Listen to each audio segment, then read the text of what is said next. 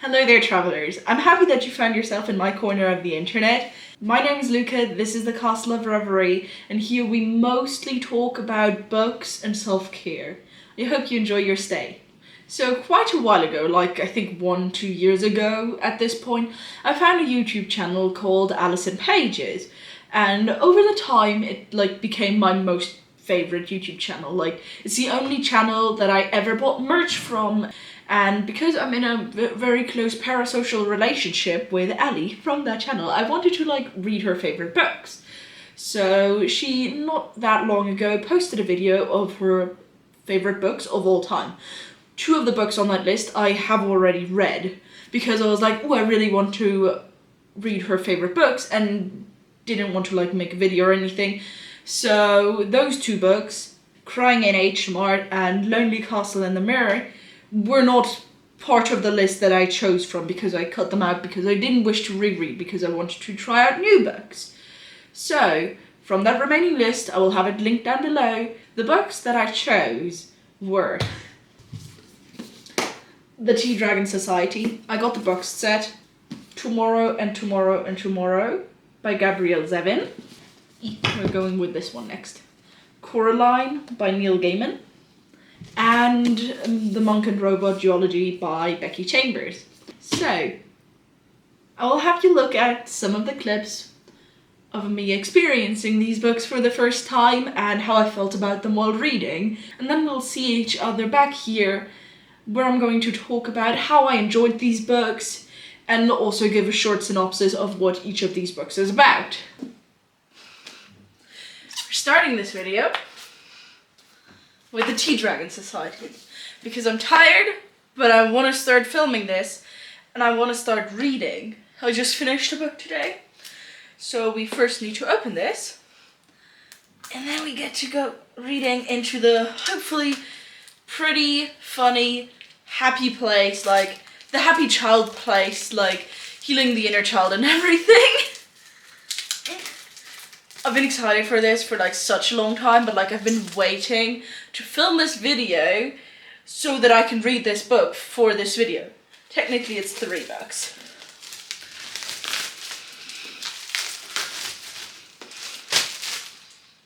Ah, it's so nice. Put the trash away.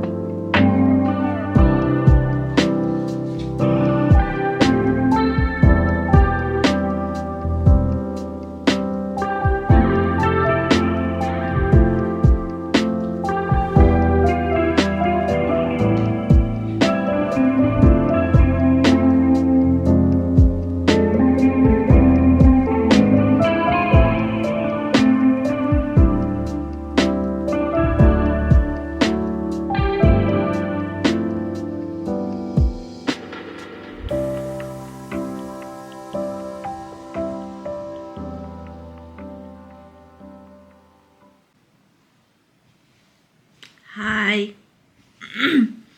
I exist. I haven't had a check-in at all. I didn't tell you anything about what I've been reading. So, we will fix that. Well, we have to fix that.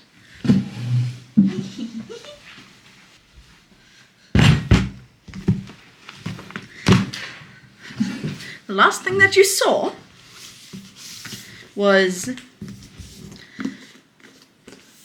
me reading this one.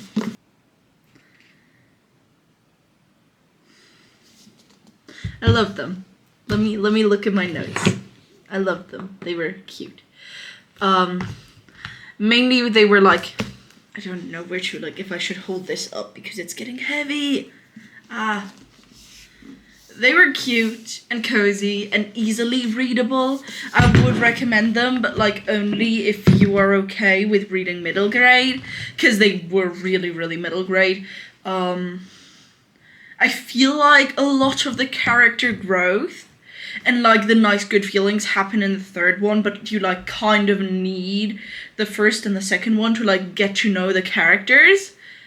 But like the third one is like healing from trauma, but like, you know, not really trauma, it was more like a burnout thing. And yeah, like one of the dragons healing from trauma and how that is like, you know, a work in progress all of the time, and it takes time and it takes patience from the people around you and all of that. Loved it. Highly recommend. I'll talk about them in the end, I think. Then I finished these two. First one, second one. Maybe hold them like this. I don't know.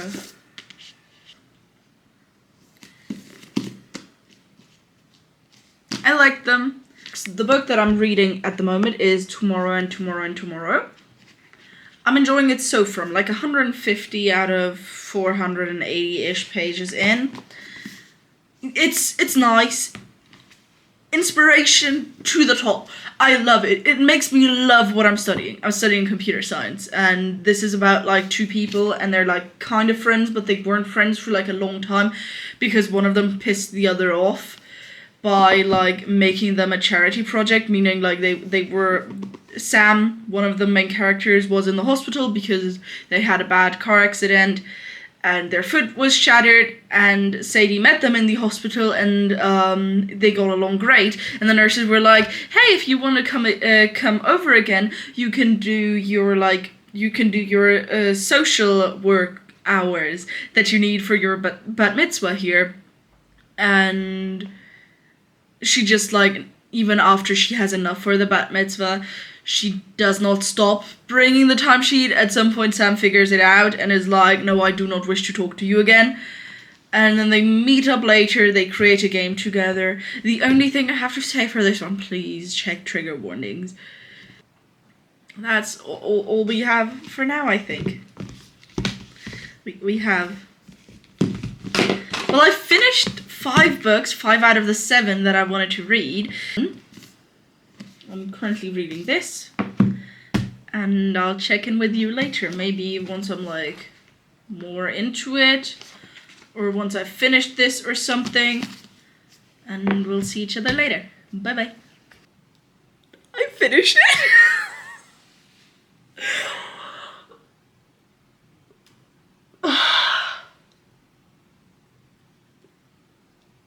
I love the ending. I love where it turns. I love everything. Like, yes, it went up and down and so on. Like, what it was going... I have to reflect on this. Like, I have no idea what to say. I loved it. It was gorgeous. How can someone, like... Yes, it was different from, like, all of the other favorite books that I have, because it felt, like, more real, more like something that could, like, happen in real life. You know, in contrast to like all of the high fantasy that I read. But I loved it. It was so gorgeous. Oh, good. Trigger warnings though. So many trigger warnings.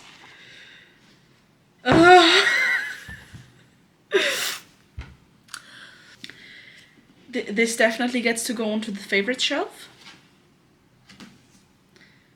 It was great. Don't know what else to say. I'll talk to you once I started the last book in this sort of thing. The last book that I want to read for this is Coraline by Neil Gaiman.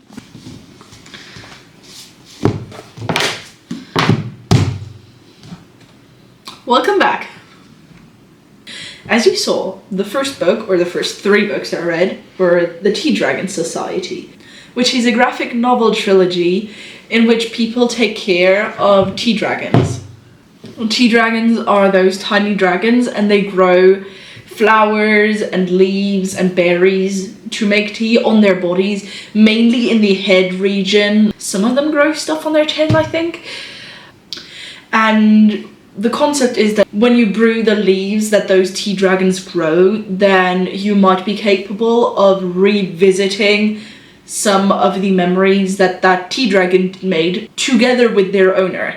I personally really enjoyed this book as it was like an easy and comforting read. I particularly like that it provides a really like child-friendly way to engage in certain topics like disability, love in all shapes and forms, community, burnout, mental health issues. The colors and art style were like really stunning, and I really liked the ending because it was quite hopeful, so on. The only thing that I didn't quite like is the fact that most of the character development and all of those things really only happened and came to show in the last book of the trilogy, because the first two books were spent seeing how, like, doing character development and like building up to those things, but it was more like mundane. In total, this entire series is really mundane, and I have a feeling that is something that Allison really likes reading, you know, things that don't really have a lot of action, but like that are just, you know, everyday life. Look, showcasing someone who's making a pie because they can, but not really talking about how, like, not really going on a lot of adventures. And that's something I also really enjoyed about these books. I would say that you should definitely give these a shot. Maybe don't if you really do not like middle grade. These managed to make it onto my favorite shelf, which currently is quite empty because I don't have that many physical books. Next, I read The Monk and Robot Duology. I basically read the first one during a break at university, which is why you didn't get like any footage of me reading these two, because I basically started reading it on the tram going, okay, so I will read a little bit and then I will do university work, and then it hooked me. And I had one class and I went to lunch and then I just finished this book. And was very lucky because I was like, ooh, this is only like 150 pages long. I can read like maximum 200 pages in a day, you know, if I have university and I'm doing certain things. I should probably bring this just in case. I think I got halfway through this and finished this the day after. I didn't even think about filming. I did take pictures and I did get quotes that I really enjoyed. Let me tell you what these are about. So this duology takes place on the moon of a planet, and basically the situation we have is that 200 years ago the humans were basically living like we are living now, only that they had like more stuff, that they had more stuff automated and the robots were doing a lot of their work and so on. And then the robots gained consciousness and they were like, yeah, no, I don't think we want to live with the humans anymore. We're gonna move into the forests. We do not want to be contacted by you. So they left, and on that note, like, the human society completely changed because they didn't have any automation anymore at all. Because, well, the robots that did it went away, and the humans did not want to get into the same issue again, like building new robots that potentially would gain consciousness again later. So everything just changed, and now we're living in that sort of solar punk world sort of thing. And at the beginning of our story, a person called Dex, who has been living in like the main city, the biggest city on this moon, decides they want to become a tea monk. So they did that, and about 2 years later they got really good at their craft and they felt pretty burnt out from basically giving emotional comfort to other people all of the time. So they go into the wilderness not thinking about how bad it's gonna get and so on. And basically while they take a shower they meet a robot. The robot comes up to them and is like, hi, basically tries to shake their hand, And, well, they befriend each other. The robot's name is Moscap. He wants to ask humans a question. He wants to know, what do humans need? And basically, from then on, this entire duology revolves around their friendship, them traveling around that entire moon and talking to people while Moscap tries figuring out what humans need, and Dex is trying to heal from this burnout situation that they had going on. This duology specifically inspired me to relax and to slow down and to reflect a bit on like what I'm doing in life. It is set in a utopian sci-fi world, so that kind of gave me hope for the world that we live in right now. I quite enjoyed the writing style, and I found that the characters were really lovable. Personally, I really related to the way that Moscap is so curious and blunt in some cases, as well as the way how Dex is easygoing on everyone else, but does not willingly take a break or allow themselves to relax or anything, while basically overworking themselves. It was too relatable. This is the one book where I did actually underline stuff. Let me read it to you. I know that the world I'm headed to is not the world the originals walked away from. Dex angled their head toward the robot. So, we're smarter than our remnants, is what you're saying. Moscap gave a slow nod. If we choose to be. It brushed its palms together, wiping them clean. That's what makes us different from elk. To no one's surprise, this one, well, these two, also landed on my favorite shelf. With only 2 books left, I picked up Tomorrow and Tomorrow and Tomorrow. This book follows Sam and Sadie through their lives, basically from when they met, when they were 12 and 11 years old, respectively, until they are in their mid-30s when the book stops. Sam and Sadie met in a hospital, where Sam was because he was in a tragic accident that killed his mother and basically ruined his foot, and where Sadie's older sister Alice was currently, at the time of the meeting, battling cancer. In that hospital, they started playing games together and started building up a friendship, but that friendship broke apart and they lost contact when Sam figured out that Sadie was being friends with him and seeing him so regularly as part of charity work, because she got it like documented as social hours for her bat mitzvah.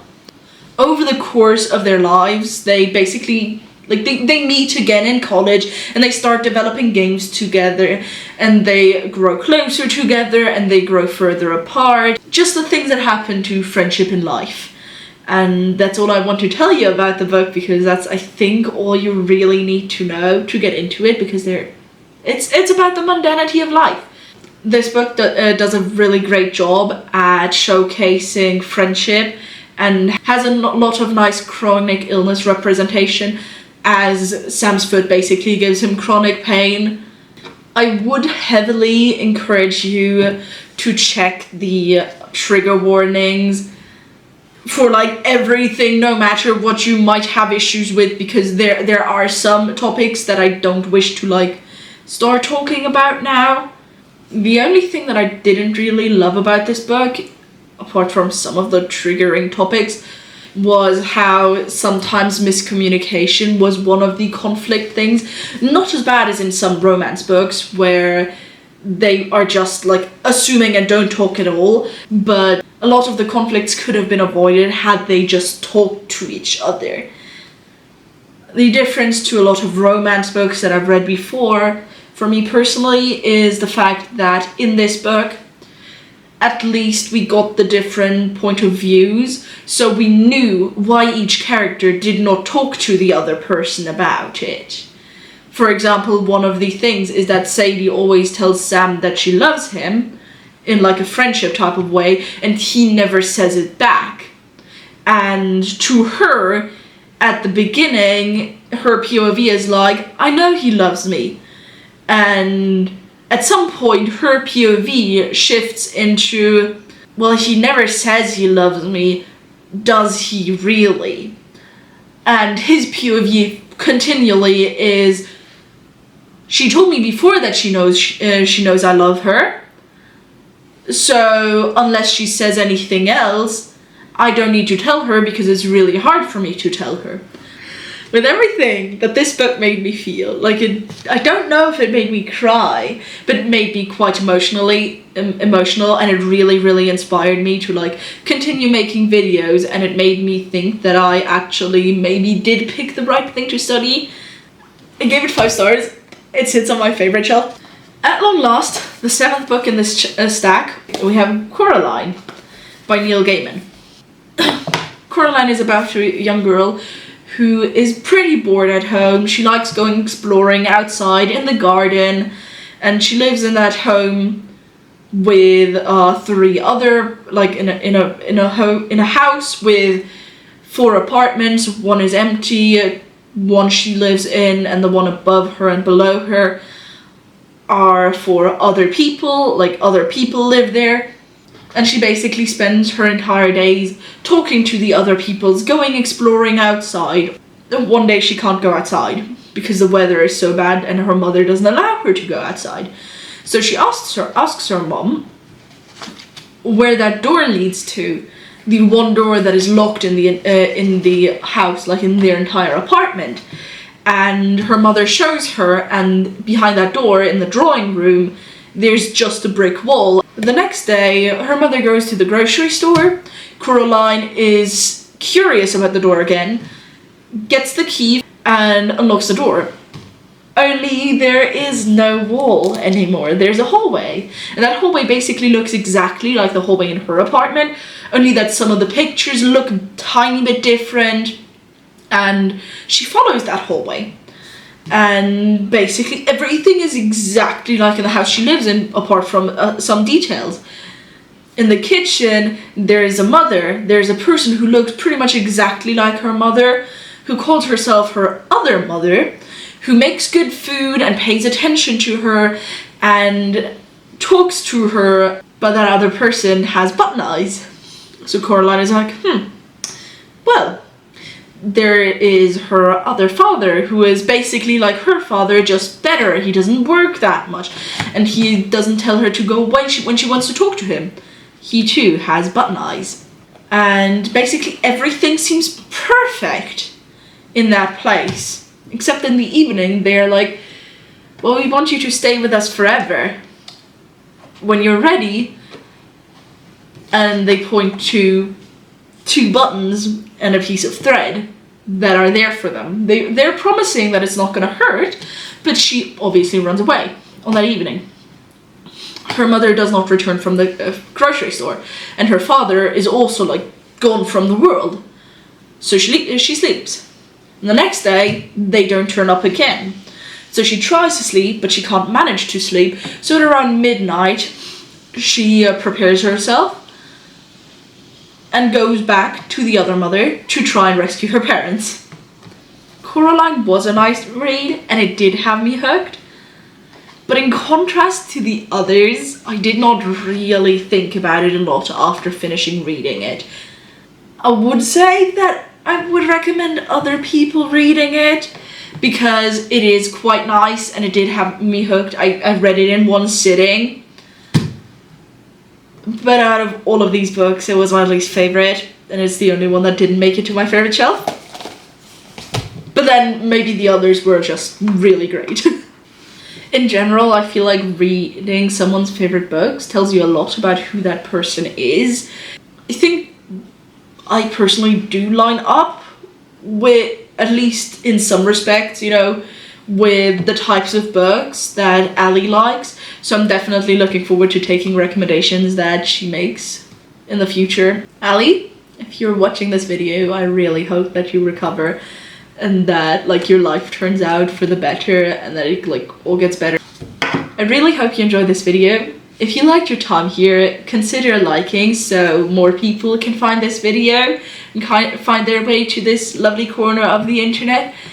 And If you want to see more, consider subscribing. That way in future, it's going to be easier for you to find your way here. And with that, all I have to say is have a nice journey, have a safe journey, traveler. And I'm looking forward to seeing you again over here. Bye.